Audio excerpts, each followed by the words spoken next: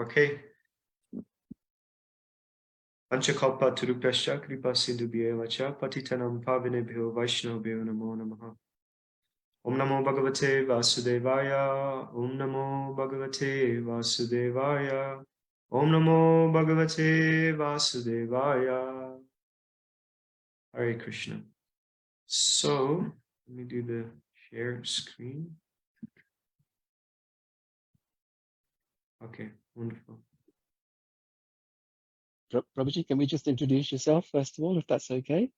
Introduce myself. Okay. Well, Raina Mataji will introduce yourself if that's okay, and then all right. we'll start. Okay. Sorry, Prabhuji. I just felt it was necessary, just in case some people haven't seen yourself before. Okay. Okay. Raina Mataji, would you like to introduce Prabhuji? Okay, thank you so much for joining us today, Antaranga Prabhu. So he was born in Slovakia, practiced as a psychiatrist. He now serves at Bhaktivedanta Man as a pujari, leading Sankirtan and teaching at the School of Bhakti. Thank you so much for joining us today. Hare Krishna. Thank you so much. Yeah, in the age of 17, I got Bhagavad Gita, and that was kind of like a game changer. When I received the book, it was something very beautiful. I was always very much attracted to the philosophy of Krishna consciousness and the way just Prabhupada presented the whole clarity. It was just something very beautiful. So without further ado, let's start with the 14th chapter, the disappearance of Lord Krishna. So when I first started studying and reading, first time when I read Bhagavatam, this chapter was very, very interesting, and for a variety of reasons. I kind of created a small document where I kind of divided the section. I don't know if you can see it.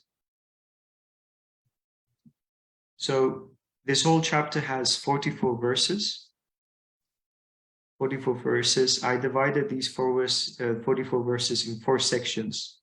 So within these 4 sections, we're going to be discussing varieties of angles and varieties of tattvas or philosophies. So from the verse to 5, Yudhishthira Maharaj is Hare Krishna. Yudhishthira Maharaj is observing the indications of degradation. So these indications of degradation, we call them basically lakshanas or nimittas. It's a very interesting topic to discuss. It basically describes how this material nature functions in a certain way. We can see that how people which are trained in terms of understanding the material nature, they can understand and almost like predict the future. So starting with the verse 1, Sri Sutta Goswami said, Arjuna went to Dwaraka to see Lord Krishna and other friends, and also to learn from the Lord of his next activities. Then from the verse 2 to 5, here Yudhishthira Maharaj there's an important section here where it says, observing some inauspicious omens. So there's one very interesting shastra. It is called Nimitta Gyan. So Nimitta, this whole chapter will be actually in correspondence with this specific terminology. Here we can see that Nimittani means various causes. This Nimitta Shastra is one of the 64 arts that Krishna and Balaram been studying with Sandipani Muni. Is one of the 64 principal arts which they've been studying and learning. And basically, it means that by understanding certain position and predicaments within the material realm of your observation, you can almost predict the causality of the events. So this whole chapter will be basically Yudhishthira Maharaj try to guess and find out what are these inauspicious omens, what do they actually present. So we understand that when Krishna was present on the planet, Mother Bhumi, she was adorned by the lotus feet, the footprints of Supreme Personality of Godhead. And with this, the Bhumi Devi, she was presenting variety of auspicious omens or auspicious situations. Like, for instance, there was perfect selection of seasons. the austerities of the Brahmanas being always rewarded amply. The sacrificial fire was very nicely, let's say, like burning when the yajna has been performed. All the prajas, all the inhabitants of the planet have been very much satisfied. So all these omens are indicating that there is something very auspicious happening at the moment. In the 10th canto, in the 1st and 2nd chapter, this is again very nicely described, the appearance of Lord Krishna. So this, on the contrary, on the other side of the contrast, we see the disappearance of the Supreme Lord. And here we can see the nimittas, the negative nimittas. And those Raja Rishis, great saintly kings, just like Yudhishthira Maharaj, had a really deep and profound understanding of the reality. So they could literally read. So one of the, in a text number 3, they said the people in general had become very greedy, angry, and deceitful. And he saw that they were adopting false means of livelihood. So here we can see how interpersonal relationships will start changing, they start shifting.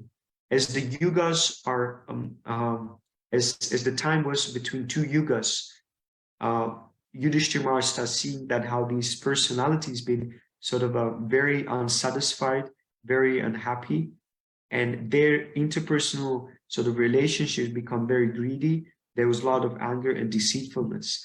We can read in the Bhagavad Gita, in the verse 262, there's this whole selection of downfall. They call them the downfall verses, 262 and 263. We understand that based on the contemplation, there's varieties of events taking place. And amongst those events, anger is also a very predominant feature. Anger is based on attachment, and attachment is based on contemplation. So, and contemplation is something really subtle. So when a very sort of a auspicious person like the Supreme Lord disappears, the aura that he's presenting also disappears with him, right? So that's why Yudhishthira Maharaj starts seeing these subtle changes amongst different people. Greed, anger, deceitfulness took place in a greater scale in his kingdom. Another of interesting things was in the text 4, all ordinary transactions and dealings become polluted with cheating, even between friends. And in family affairs, there was always misunderstanding between fathers, mothers, and sons. So again, the disappearance of the Supreme Lord created such an impact that even amongst the family relationships, certain things become broken. Always we try our best to respect the parents, to respect mothers and fathers and so on. So all these things being polluted. And then there's another, in the verse number 5, it is said, in course of time, it came past that people in general become accustomed to greed, anger, pride, etc. Maharaj Yudhishthira, observing all these omens, spoke to his younger brother. So as we all know, Maharaj Yudhishthira was the oldest brother of the Pandava brothers, and there have been 4 brothers underneath him. And the one he's speaking to at the moment is as presented in the verse number 6, that's Bhishmadev. So now we're entering a different section of the chapter. From the verse 6 to verse 10, there is something which I entitled called the confusion of Maharaj Yudhishthira. So from this verse onwards, from 6 to 10, Maharaj Yudhishthira is presenting this confusion to Bhimasen, saying, I sent Arjuna to Dwarka to meet his friends and to learn from the personality of Godhead Krishna of his program of work. And then he's presenting this whole thing that basically in the past, we didn't have WhatsApp, we didn't have Zoom, we didn't have any interactions, any communication was happening basically in the word of mouth or in terms of letters. And India is a very big tract of land. And between New Delhi, which is basically Hastinapur, when the kingdom was centered, and Dwarka, there's a big tract of land. So a lot of communication take, some lot of time. So here in the text 8, Yudhishthira Maharaj is thinking, is he going to quit his earthly pastimes as Devarishi Narada predicted or indicated? Has the time already arrived? So Devarishi Narada was kind of presenting these points that their time is coming near when the Supreme Personality of Godhead is withdrawing his pastimes and finishing his earthly pastimes. So he's withdrawing himself from the earthly affairs, or from his earthly lila. And Yudhishthira is thinking, is it really happening? Just recently, I was reading this beautiful meditation of Vyasa Puja offering of Brahmananda Prabhu to Prabhupada. And within this offering, he was indicating that, Prabhupada, how can you leave the body? There's no possibility, no chance for you to leave the body. I will be the person who will be standing between you and the death personified. And I'm happy and willing to offer my life for exchange of your longevity. So even amongst these, because the Pandavas and Krishna were very close associates, very dear friends, they couldn't believe that someone like Krishna can withdraw his pastimes and finish them. So this is what of this question of Yudhishthira Maharaj is indicating.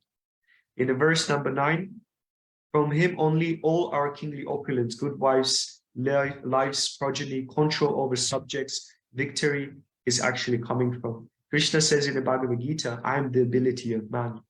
And here, Yudhishthira very nicely and very correctly understands that everything that we possess either is on the subtle form, like control over subjects, or victory over enemies, like whatever blessings, whatever we receive actually comes from Krishna. So this is a very, very correct contemplation. Unfortunately, today's day and age,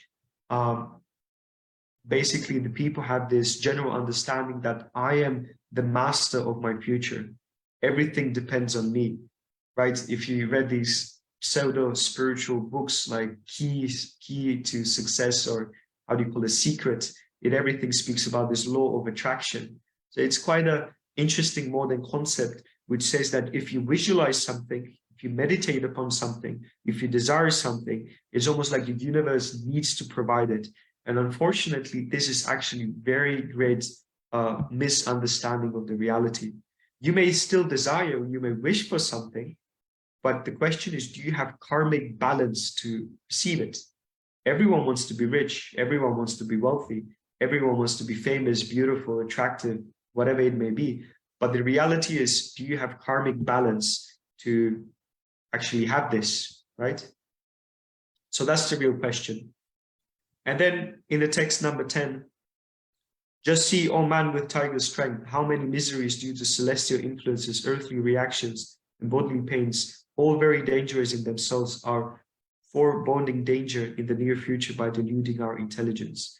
So as I was saying, the theme of this chapter is nimitta, or omens, and understanding the causalities of certain inauspicious immediate situations.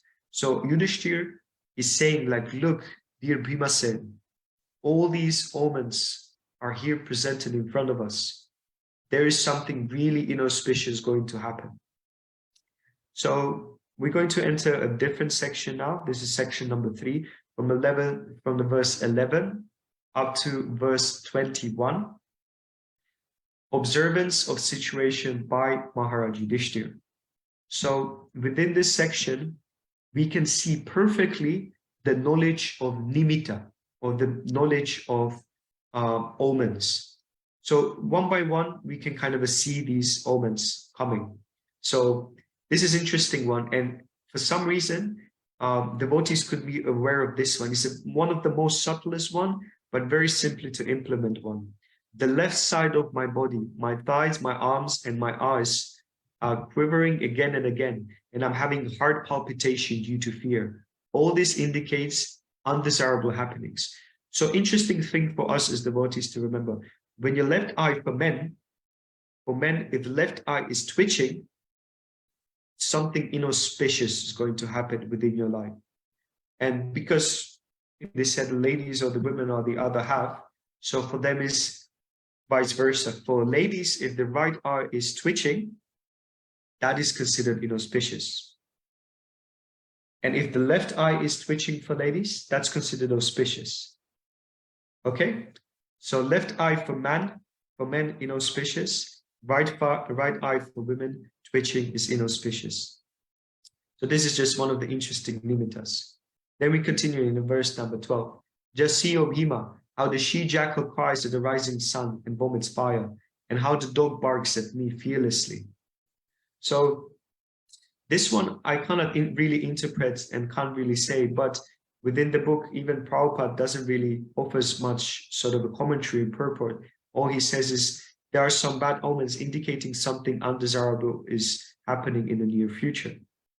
So you see, because Paramatma resides within the heart of every living entities, and you see these Kshatriyas, these great kings like Yudhishthira Maharaj, they had presence, they had aura. When they entered the room, you almost naturally bow down your heads because you feel that these personalities are great warriors, great Kshatriyas, great protectors. So imagine if a creature like a very low dog doesn't offer any, almost like a respect, and a king like Yudhishthira, then that also shows some inauspicious situation.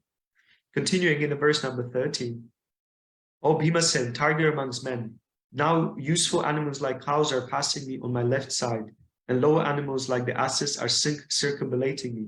My horses appear to weep upon seeing me.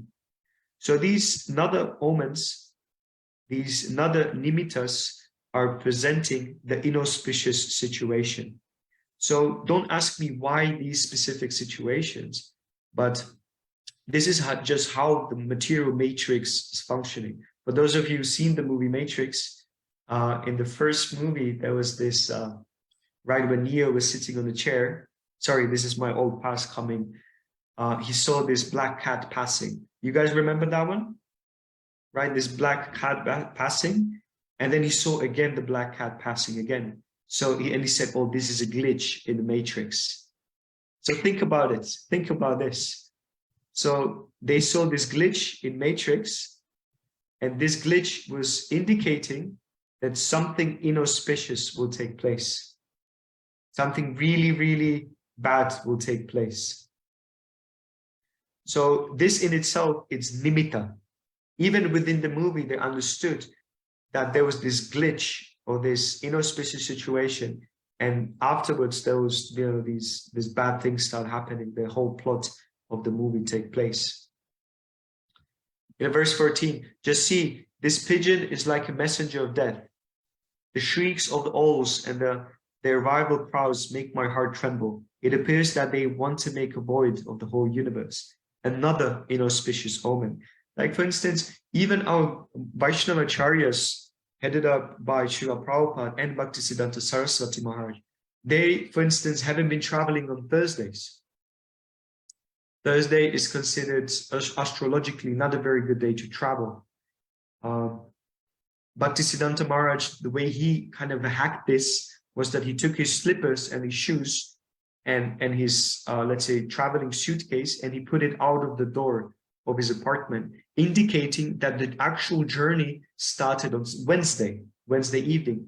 Therefore, the journey hadn't started on Thursday by Wednesday evening. So these are some of the ways that even the great acharyas, the great Vaishnava devotees who are beyond the triguna, beyond the three modes, understood the impact of the material nature. Once there was a devotee in the beginning of the journey, he sneezed. And Prabhupada stopped everything and said, why have you sneezed? And then devotees have to pacify Prabhupada. Prabhupada, he's sick.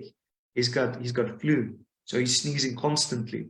Prabhupada said, okay, we can proceed. So a devotee is a pure devotee, but devotee also understands the material nature. And he utilized the material nature to the best of his, best of his ability. So material nature has certain mechanism behind it. And here we can have a glimpse of foresight, but it's not something mystical. It's not like, oh, I can predict the future. No, I can tap myself into the knowledge of the scheme and the mechanism of the material nature. So let's kind of skip and jump into another one. The rays of the suns are declining, and the stars appear to be fighting amongst themselves. Confused living entities appear to blaze and weeping. So it is said that if your death is imminent, if you're about to die, and this is an interesting thing, one of the nimittas and omens is that if you, let's say, if you plug your ears if you shut your ears and you don't hear this sort of a sound of a firewood crackling, like a crackling of a firewood, this like, you can even try it. I done it when I was giving class a couple of years ago. I requested everyone in the temple room to put fingers in their ears. And it's interesting, it still works. So if you don't hear this almost like a heartbeat or this crackling of sound, that means your prana is not circulating properly. And this indicates that you will die very soon. You will leave your body very soon. So this is one of the nada nimittas. And then another nimitta is connected to the sun.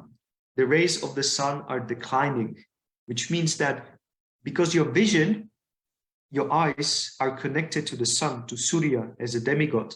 For those of you who have problems with eyes, if you do some Surya puja, it is said that your intelligence and your sight will be prolonged and much better.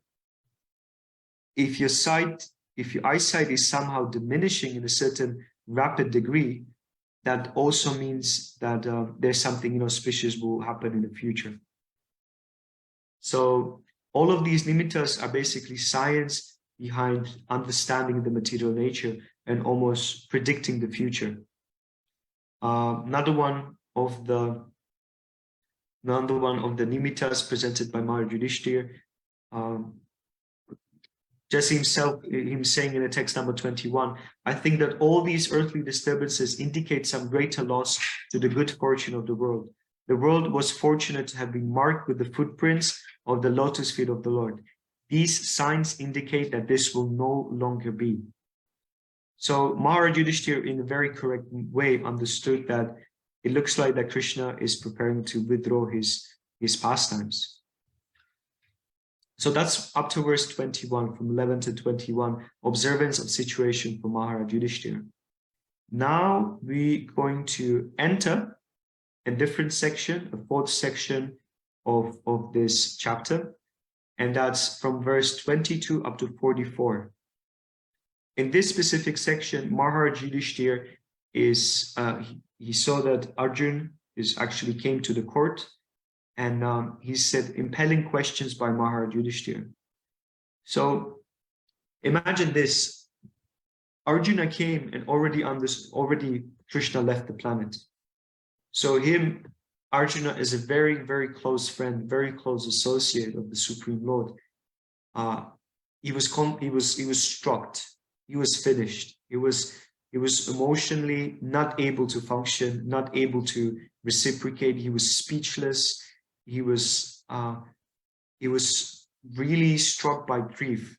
My dearest friend, my dearest associate, it's basically he left the planet. So within this section, Yudhishthira Maharaj, with the intelligence, tries to decode the mood of Arjuna. He tries to understand what actually happened in absence of Arjuna. He tries to understand what is also the mood in the devotees in Dwaraka. So he also presents the culture of inquiring from someone. So within this section, 22 to 44, I divided in subsections. So in the subsection 22 to 24, Arjuna arrives to the court assembly, 22 to 24. Starting, O Brahmana, Shaunaka, while Maharaj Yudhishthira, observing the inauspicious signs on the earth at that time, was thus thinking of him to himself, Arjuna came back from the city of Yadus, Dwaraka, 23. When he bowed at his feet, the king saw that his dejection was unprecedented. His head was down, and tears glided from his lotus eyes. 24. Seeing Arjuna pale due to heartfelt anxieties, the king, remembering the indications of the sage Narada, questioned him in the midst of friends.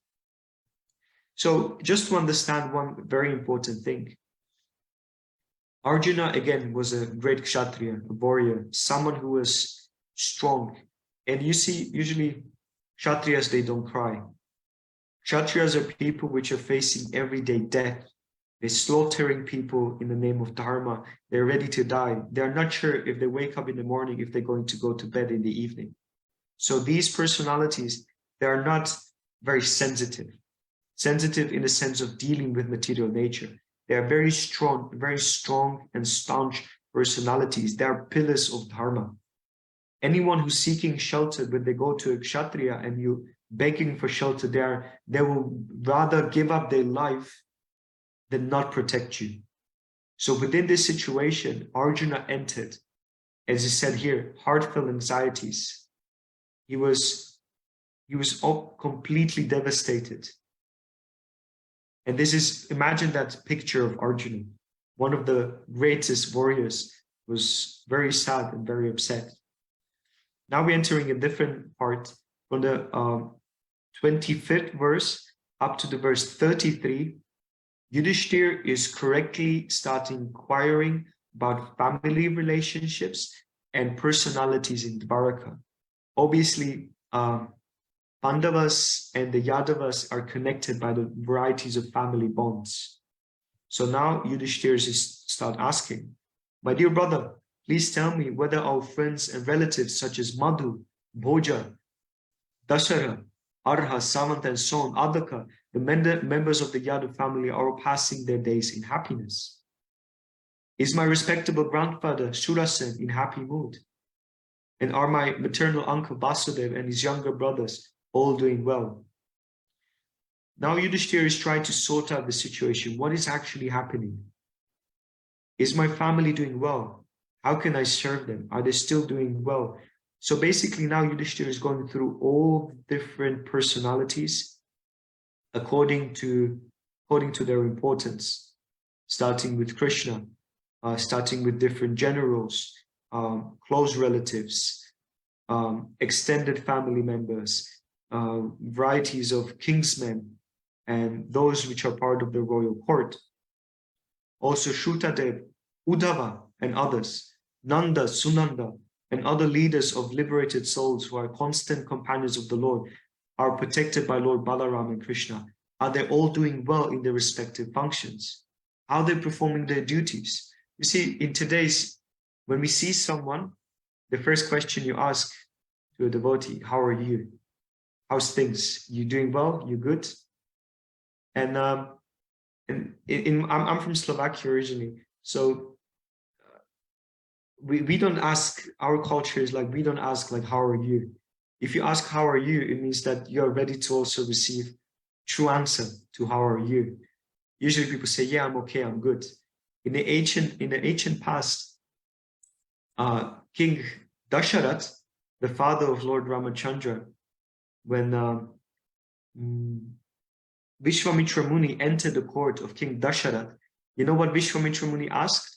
The real question we should be asking is that Vishwamitra Muni asked, how's your, let me phrase it.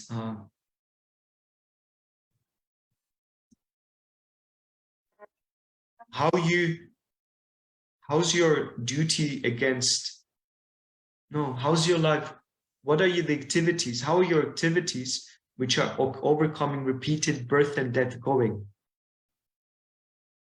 Right? These are the questions we should ask each other. Hey, Prabhu, how are you overcoming birth and death? How's your rounds? What's your relationship with Srimad Bhagavatam?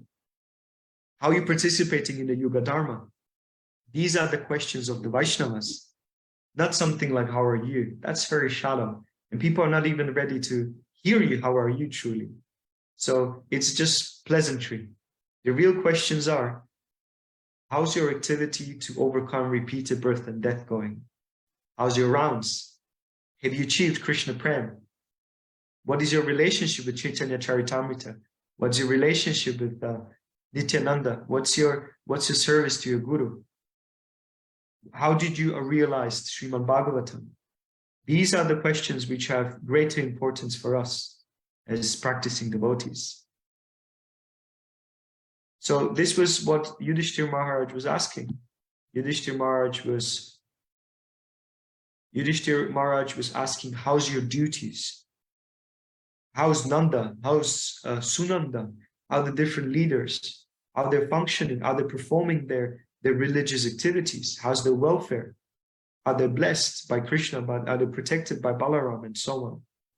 So these are real questions that Vaishnavas should always have in heart. Entering a different subsection now. From the verse 34 to verse 38, Yudhishthira Maharaj is actually presenting the tattva, or the philosophy, or the siddhanta of Krishna's position. So that's 34 to 38. For instance, is Lord Krishna the supreme personality of Godhead who gives pleasure to the cows, the senses, and the brahmanas, who is very affectionate towards his devotees, enjoying the pious assembly at Dvarakapuri, surrounded by friends. So not only is my younger cousin doing well, no, it's Krishna, Govinda, the one who protects the brahmanas, the one who gives pleasure to the senses, the one who protects the cows. Is he doing well? 35 to 36. The original personality of Godhead, the enjoyer, and Balaram, the primeval Lord Ananta, are staying in the ocean of the Yadu dynasty for the welfare, protection, and general progress of the entire universe.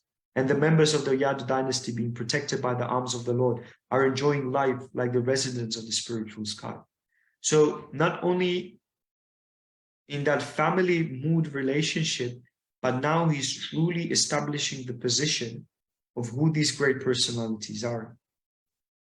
And then in verse 37, simply by administering the comforts at the lotus feet of the Lord, which is the most important of all services, the queens at Dwarka, headed by Satyabhama, induced the Lord to conquer the demigods. Thus the queens enjoy things which are prerogatives to the wives of the controllers of thunderbolts. So here Yudhishthira is presenting the position of the consorts of the Supreme Lord in a comparison to Queen Sachi. Sachi, she's the wife of Indradev, and she obviously, because Indradev is a great king, Sachi, she's also enjoying great wealthy opulence.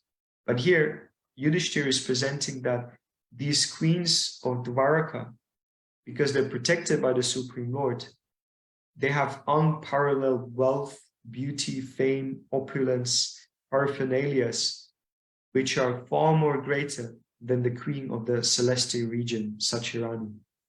So a bit of tattva is always very healthy, a bit of philosophy is always very good when we're dealing with relationship with Krishna. In the text 38, the great heroes of the Yadu dynasty, being protected by the arms of Lord Sri Krishna, always remain fearless in every respect. So this is an interesting thing. Krishna was actually wondering how the Yadava dynasty will disappear. Krishna himself was thinking, I cannot disappear before them. And check this out. This is almost like a strategical planning of Krishna, which was taken care of by Yoga Maya. So Krishna thought to himself, this is one of the commentaries of Vishwan Chakravarti Thakur, Krishna was thinking, if I would disappear before the Yadavas, before my sons and grandsons and my generals and my captains and my close associates, what will happen? Out of grief, they will become like mad elephants. And when an elephant goes cuckoo, especially when they're big, they destroy everything around them. So Krishna is saying, I can't leave before them. I can't leave the world before them, because they will go completely crazy, and they will, because no one can defeat them. They are much more powerful than the demigods and celestial creatures, celestial inhabitants. They will conquer, defeat, kill, and slaughter as mad elephants. Therefore, they need to go first. I need to make sure that they will go before me, right? So the whole fight at Prabhasa happened in such a way that the Yadavas, they killed each other. They slaughtered each other out of madness, even to such a degree that they've been intoxicated, even draw weapons against Balaram, against Krishna. And obviously they met their doom, that they're at Prabhasa. And Krishna was like, yeah, okay, my job is done. the demigods which took birth in my family, they went to their respective, houses or respective services, duties again. Those which are my eternal associates, they're gone. So now I can somehow disappear. So this is to the verse 38. From verse 39 up to verse 44, now Yudhishthir, and I entitled this section, Guessing the Cause of Despondency. In this section, Yudhishthir Maharaj looks at Arjuna. And again, the situation is Arjuna is quiet, chup karo, saying nothing. His head is down, the Gandiva is on the floor, shoulders are down. He's not able to look into the eyes of King Yudhishthir. And King Yudhishthir, he tries to figure out, what is with my younger brother? He's the strength personified. He's the one who conquered the four directions. Personalities like, Shiva, he's satisfied with him.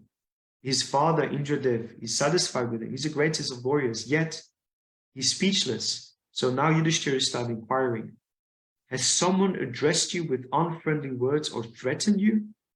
Could you not give charity to one who asked? Or could you not keep your promise to someone?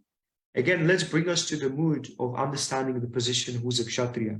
So these questions are related to the dharmic activities of Arjuna, right? Has someone addressed you in unfriendly words or threatened you? Have you been offended by someone? Is your duty as someone who gives always charity, you could not give charity? Is that what you have said?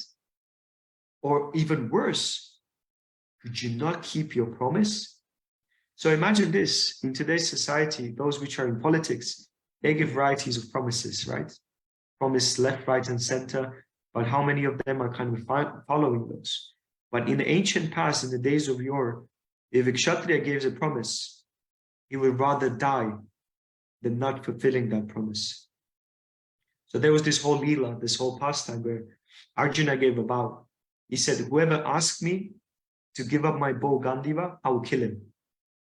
So there was once a skirmish between actually Yudhishthir Maharaj and Arjuna. And Yudhishthir Maharaj said, you know what, Arjuna, you just give up your bow. And Arjuna's like, I gave a promise.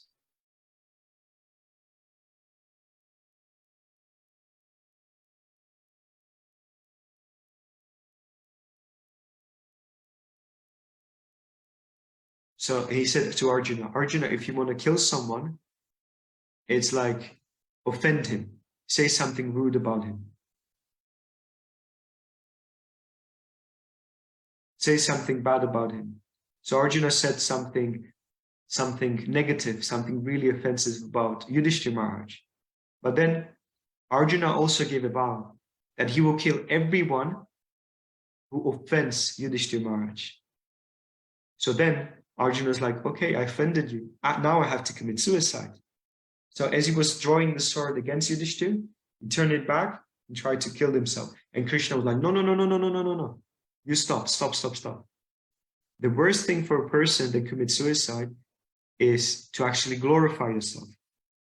So Krishna instructed Arjuna, glorify yourself. And Arjuna was like, okay. So he said, oh, I'm actually the greatest of archers. I'm so handsome. I have this very nice mustache. I'm a good looking, I'm powerful Kshatriya. I'm a great warrior, this and that. And he's like, Krishna said, you see, you glorified yourself is equal to committing suicide. So everything is okay. Everyone should be relaxed. So these are the vows of Kshatriyas. Their vows are very, very important to their hearts. So Yudhishthira is continuing. You're always the protector. Let me see. You're always the protector of the deserving living beings, such as brahmanas, children, cows, women, and the diseased. Would you not give them protection where they approach you for shelter? So again, another thing for Kshatriyas is to give shelter. If someone asks Kshatriya for shelter, that means Kshatriya is bound to give and offer shelter. So all of these are indicators of a specific position. Continuing, have you contacted a woman of impeachable character? I hope I read that right. Or have you not properly treated a deserving woman? Or have you been defeated on the way by someone who is inferior or equal to you?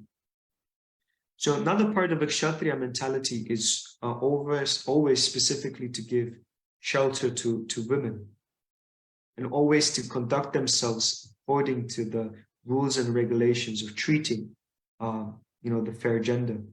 But this is very important part, not only for Kshatriyas, but obviously generally for everyone.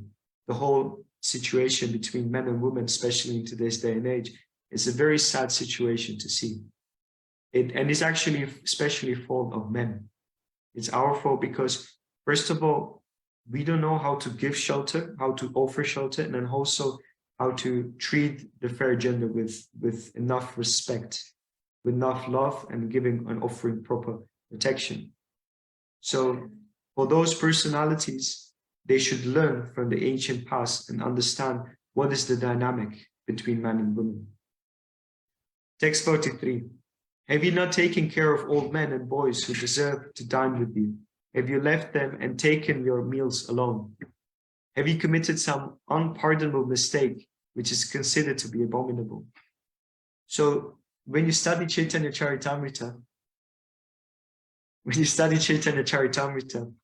there's a big portion of that is about meals, about taking prasadam, about honoring food in association of devotees. So it's a big part of a culture. So there's a lot of things, a lot of great things happen around meal, around prasadam. So Yudhishthira understood that there's also great emphasis on this part. And the last verse, or is it that you are feeling empty for all time because you might have lost your most intimate friend, Lord Krishna? Oh, my brother Arjuna, I can think of no other reason for you becoming dejected. So now he hit the nail. He went through all these different questions. Why are you despondent? And obviously, it was not that just Arjuna was just like a stone or a statue. We should always see that Srimad Bhagavatam, Mahabharata, Chaitanya Charitamrita is a constant flow of situations. So he was observing the reactions of Yudhishthira Maharaj until he came to the point of conclusion, saying that, this is the thing why you're actually upset? And then he hit the nail and he said, this is the reason. And that's where the next chapter starts. So yeah, it's 8:40. I think I presented the verses we covered. It was not such a big part. I can summarize it again. So the first part is the indications of degradations, where Yudhishthira Maharaj saw the impersonal or interpersonal relationship between his inhabitants of the land. 6 to 10, the confusion of Yudhishthira Maharaj in terms of what is actually happening, and that he offered and he understood that all the glories of the Pandavas is coming because of Krishna. 11 to 21 is the nimittas, the observance of situations, how these stages of degradation are actually happening in his kingdom. 22 to 44, questions about when Arjuna entered the assembly. 22 to 44, when Arjuna entered the assembly, he was trying to ask Arjuna what is actually happening. He inquired about the family. He states certain tattva points about the Supreme Lord. And in the end, he figured out the reasons of despondency for Arjuna. So that's it. If there are any points or any questions devotees would like to raise, ask, mention, point out, please do it now. Hare Krishna. Anything devotees wish to share, or any reflections? It would be nice if we can discuss them now. Thank you, Prabhu. If you want to raise any questions, please raise your hand. If I can just ask you a couple of questions while some waiting for people to raise their hands. Did Dwarika also disappear before Lord Krishna left the world? Who's that? Did Dwarika, because Dwarika's sunk basically, hasn't it? So Yeah. did that sink before Krishna left the world? Yes. Okay. Right, Dwarka was attacked by this personality. I can't remember his name. I can't remember. No, But Dwarka was attacked. Dwarka sank, but all the inhabitants have been already out. Majority of the Yadavas, they disappear. Prabhasa. All the males, they manslaughter themselves at Prabhasa. okay. And with regards to like Krishna coming to this world to get rid of degradation and you know, if he's leaving the world, right, and the first couple of verses actually said that people started becoming more like what we're seeing nowadays in Kali Yuga, I'm sort of thinking, well, the objective was to make sure that the world is a better place, and he's just about left the world. So why is it all just started just He's straight already away? sinking down. Yeah. The verse is Paritrana sadhuna vinashaya cha dushkritam dharma samsthanataya sambhavami yuge yuge. So yes, Paritrana sadhuna, to protect the pious, vinashaya cha dushkritam, to annihilate the impious, and dharma samsthapanartaya, to reestablish the principles of religion. So let me tell you an interesting thing. The reason why Krishna appeared in the first place, there are varieties of reasons. There's internal and external reasons. The external reason is that Bhumi Devi, in the form of a cow, she came in the shore ocean of this milk ocean where Mahavishnu lies in Svetadweep, and she was crying and begging for help. And the reason she said there are millions of soldiers, and they're marching from south to north, east to west, and they're creating a lot of havoc in the society. And these many military formations, Akshahunis, are destroying the earth. So when Krishna appeared, he actually, if you look through Bhagavatam and Mahabharata, there was a lot of killing there. Like billions of people died. Billions. Like when they've been, invading Mathura or invading Dwarka or different types of, billions of soldiers died. So all these Akshahunis been killed. And that was one of the reasons, even on Kurukshetra, millions of soldiers died.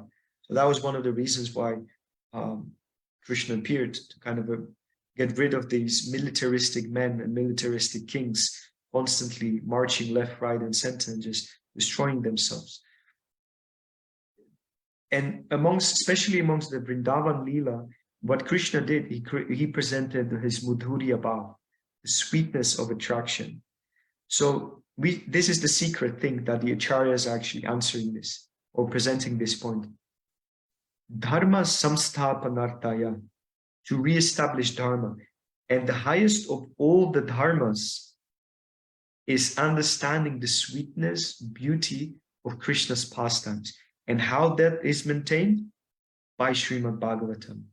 So it is said that after the departure of the Supreme Lord and finishing his earthly pastimes, Srimad Bhagavatam raised like a sun. And this sun carried the highest of dharma. And that is by studying, reading, absorbing in Srimad Bhagavatam, you can relish the beauty and the sweetness of the Supreme Lord. So that is the real dharma for this age of Kali. And then in conclusion of Srimad Bhagavatam, the real way of liberation for this Kali Yuga is to Golokera Premadan Harinama Sankirtan, to chant the holy name, and to basically just get immersed in the beautiful pastimes of Radha Krishna and meditate upon them. Because when you meditate on the pastimes of Krishna, that's the highest of dharma. Because dharma means nature, right? And what is the nature of the soul? Is to always offer service. And Nitya Krishna Das, eternally servant of the Lord. So when a devotee meditates on pastimes of Krishna, that's the highest of dharma. So yes, Krishna did present the highest dharma. Obviously, we can say that Kali Yuga is really like proper spiraling down, but the Vaishnavas are giving this analogy, just like you have, let's say, black background. Imagine behind me, there's not white background, but a black background. So if you put something shiny in front of that black background, it shines even more. So if these Kali Yuga people, they see, Srimad Bhagavatam, Bhagavad Gita, devotees being happy, dancing, chanting, no need for intoxication, being satisfied and happy. That's so attractive, because the background is people are intoxicating, people are doing varieties of very bad decisions in their life. They do a variety of abominable activities. Therefore, the beauty and love of a bhakti yogi stands out and shines even more. So Lord Chaitanya just created a background so he can present this beautiful jewel of Krishna consciousness. Hare Krishna. Hare Krishna. So we have if devotees want to send me a personal message, I will not read your name and I will just read the question if you want to. If you don't want to be mentioned. Sure. Yeah, if anyone wants to do that, that's fine. I have got a question from an anonymous person, which is unrelated to this topic, but if I can ask you if that's all right. It says, can you make me understand the demigod's why is Ganesh, who takes all obstacles away from you? So why is he a demigod? And then it says, we have been praying to Lord Ganesh and Shiva and Parvati for many years to explain why we can't go back to Godhead. Shiva, to ask Shiva for shelter when we pass away. So that's a very nice question. Ganesh, Shiva, and Parvati are very great demigods. But you see, depends what you're praying for. Like, you can go to a millionaire and beg for him 10 pounds. And he'll be like, yeah, okay, you know what, here you go, take your 10 pounds. Hope they will help you. Or you can go to him and say, give me your knowledge how you became rich. And that they're willing to give, but that's a higher boon. So if you go to Ganesh and ask for health and wealth and all these things, they're like, you know what, you don't understand, but take it, whatever. But Ganesh, for instance, is the greatest bhakta of Nrsingadev. Ganesh is a great devotee of Nrsingadev. And Ganesh is the person who helped Vyasadeva to compile Srimad Bhagavatam. So that in itself indicates he's a great bhakta, he's a great devotee. He's a devotee of the Supreme Personality of Godhead, Krishna. Shiva, if you study Bhagavatam in the 4th canto, Shiva worships Vishnu, right? With the pastime of Prajapati Daksha and Sati, Parvati. She's the shadow of Radharani. She's the one who deals with material nature. So she can give you opulence. She can give you high celestial birth. She can give you wisdom, this and that. That's 2nd class, 3rd class, 4th class. The real boon, what they can give is bhakti. And, there's this pastime. There was one really great Shiva Bhakta.